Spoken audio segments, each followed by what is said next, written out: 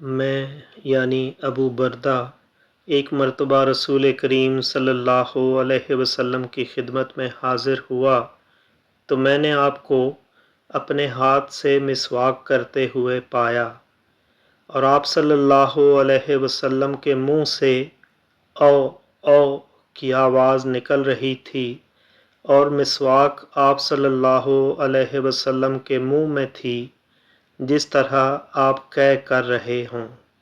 صحیح بخاری حدیث نمبر 244۔ رسول کریم صلی اللہ علیہ وسلم جب رات کو اٹھتے تو اپنے منہ کو مسواک سے صاف کرتے۔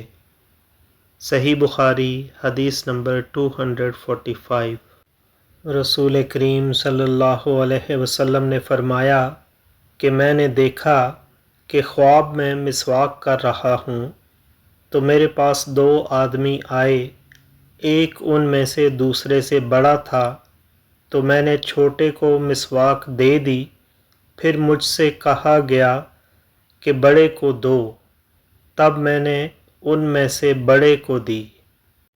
ابو عبداللہ بخاری کہتے ہیں کہ اس حدیث کو نعیم نے ابن المبارک سے، وہ اسامہ سے، وہ نافع سے، انہوں نے ابن عمر رضی اللہ عنہما سے مختصر طور پر روایت کیا ہے۔